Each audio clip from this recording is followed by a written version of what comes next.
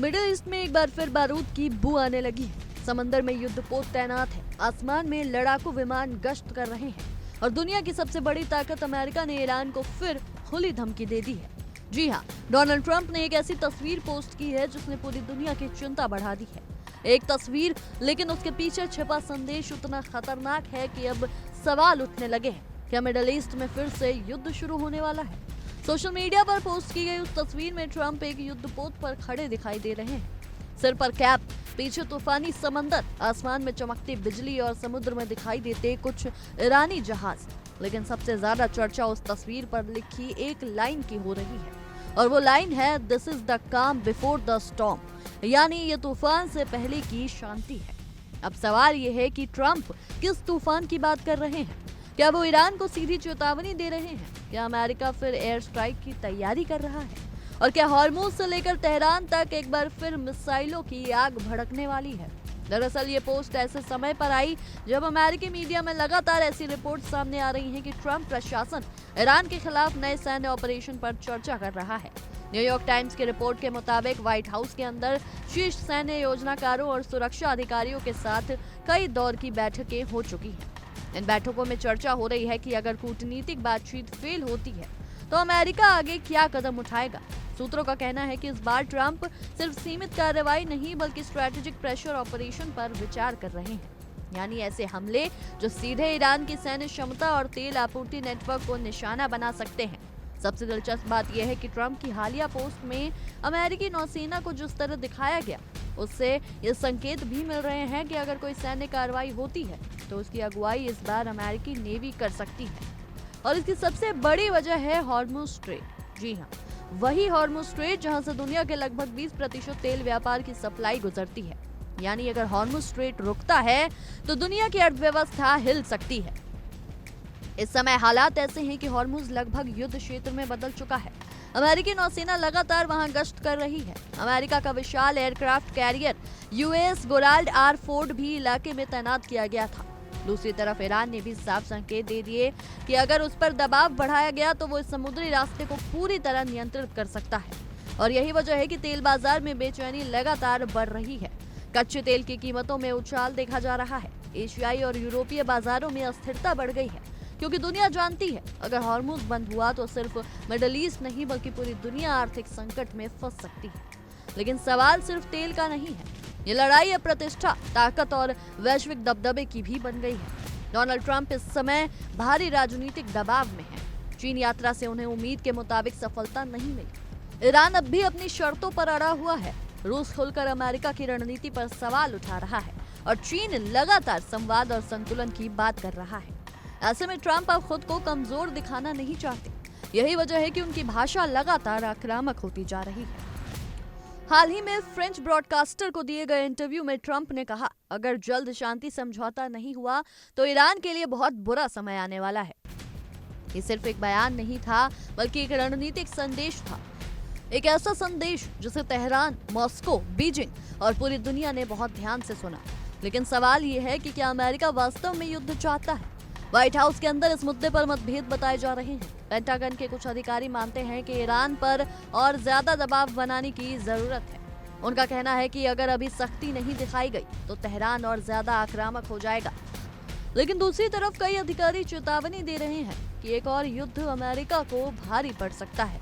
Iraq, Syria, Lebanon और खाड़ी क्षेत्रों में अमेरिकी ठिकाने सीधे निशाने पर आ सकते हैं। हिजबुल्लाह, हूती और ईरान समर्थित कई गुट पूरे क्षेत्र में अमेरिकी हितों को चुनौती दे सकते हैं। और सबसे बड़ा डर यही है कि कहीं ये संघर्ष नियंत्रण से बाहर ना हो जाए, क्योंकि अगर अमेरिका ने हमला किया तो जवाब सिर्फ तेहरान तक सीमित नहीं रहेगा। हॉर्मुज से लेकर इजराइल तक हर जगह तनाव भड़क सकता है। इस बीच ईरान ने भी अपना रुख और सख्त कर दिया है। ईरान के विदेश मंत्री अब्बास अरागची ने कहा कि अमेरिका की तरफ से बातचीत के संकेत जरूर मिले हैं, लेकिन तेहरान को वॉशिंगटन के इरादों पर भरोसा कतई नहीं है। यानी ईरान साफ तौर पर कह रहा है कि वो बातचीत करेगा लेकिन अमेरिकी दबाव में झुकेगा नहीं। इतना ही नहीं, ईरान अब हॉर्मुज स्ट्रेट में शिपिंग कंट्रोल के लिए नया सिस्टम लागू करने की तैयारी में भी जुट गया है। रिपोर्ट्स के मुताबिक ईरान ने प्रस्ताव दिया कि जो व्यापारिक जहाज उसके नियमों और शर्तों का पालन करेंगे उन्हें आवाजाही की अनुमति दी जाएगी। विश्लेषकों का मानना है कि ये कदम सीधे अमेरिका और पश्चिमी देशों को संदेश देने की कोशिश है।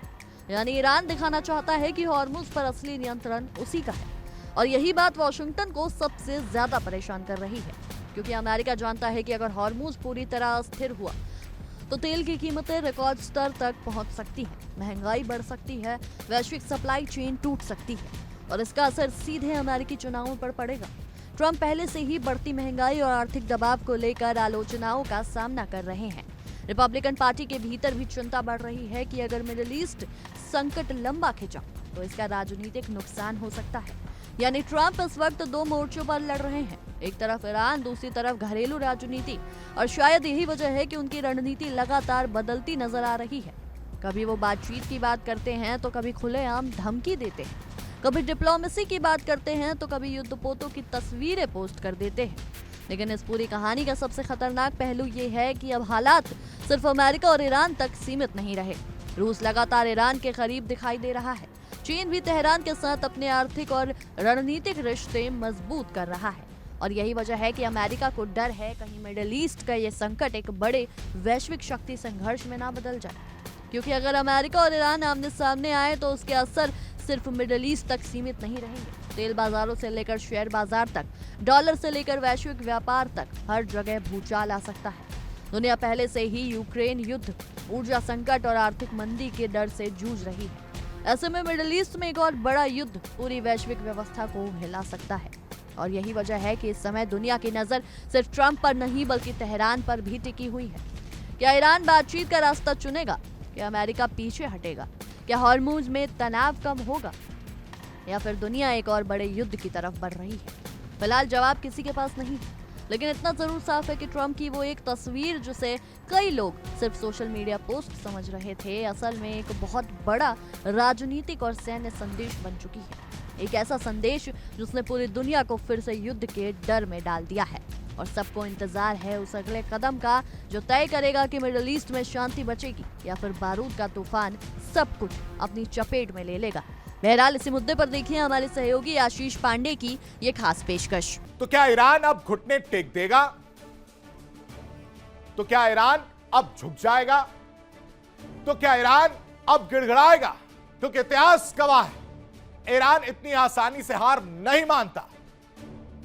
चीन से धोखा खाने के बाद अब ईरान के पास सिर्फ एक ही रास्ता बचा है, और वो रास्ता सीधे जाता है मॉस्को की तरफ, यानी रूस के पास। रूस खुद पश्चिमी देशों और अमेरिका के प्रतिबंधों का सामना कर रहा है। पुतिन को इस वक्त मजबूत और बेखौफ साथियों की जरूरत भी है। ईरान पहले रूस को ड्रोन और मिलिट्री सपोर्ट दे रहा है, और अब यह दोस्ती एक नए मुकाम पर पहुंच सकती है। यही तो कहानी है। ईरान का प्लान अगला क्या है वो भी समझिए। यूएस के बाद चीन से बदला, चीन से धोखा मिलने के बाद ईरान का अगला प्लान क्या हो सकता है, यह भी हम आपके लिए लेकर आए। यह भी आपको बताते हैं, ग्राफिक्स के जरिए समझाते हैं कि प्लान क्या है, वो भी समझिए। क्योंकि चीन, शी जिनपिंग और ट्रंप आपको नजर आ रहे हैं, इधर पुतिन और खमेनी नजर आ रहा है। पिक्चरें चेंज हो गई है, पाला बदल गया। हालांकि पुतिन तो इधर ही थे, लेकिन ट्रंप की तरफ इस वक्त जिनपिंग नजर आ रहा है। क्यों? क्योंकि ईरान परमाणु कार्यक्रम में तेजी ला सकता है, बदले के तौर पर देखा जा सकता है। साथ ही साथ परमाणु हथियार होने से ईरान पर कोई भी खतरा नहीं रहेगा। और तो और चीन से झटका लगने के बाद ईरान रूस का रुख करेगा, क्योंकि जिनपिंग ने तो छुरा भोगने का काम किया ही है।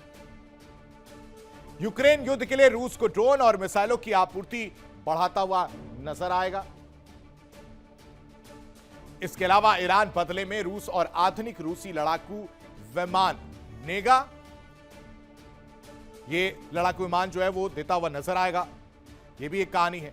ईरान रूस से एयर डिफेंस सिस्टम हासिल करने की कोशिश करेगा, क्योंकि इस वक्त ईरान भी युद्ध में उलझा हुआ है। और तो और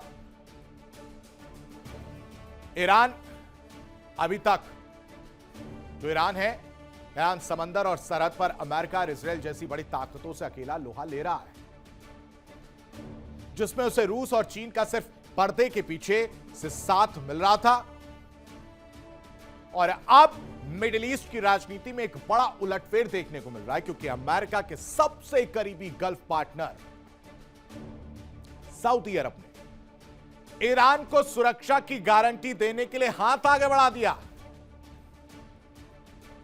दरअसल सऊदी अरब ने 1970 के दशक के हेलसिंकी प्रोसेस की तर्ज पर ईरान के सामने एक नॉन अग्रेशन पैक्ट का प्रस्ताव रखा है, जिसका मकसद युद्ध के बाद क्षेत्र में स्थिरता लाना और तेहरान को हमलों से सुरक्षा का भरोसा दिलाना। सऊदी की सुरक्षा गारंटी क्या है? ईरान को सुरक्षा की गारंटी देने की तैयारी में सऊदी अरब नजर आ रहा है, क्योंकि नॉन एग्रेशन पैक्ट के जरिए यह गारंटी दी जा सकती है। यह सऊदी की सुरक्षा गारंटी है। हेलसिंकी प्रोसेस के आधार पर गारंटी जो है वो सऊदी दे सकता है, और ईरान को सुरक्षा की गारंटी देने की तैयारी में सऊदी अरब पूरी तरह से इस वक्त नजर आ रहा है।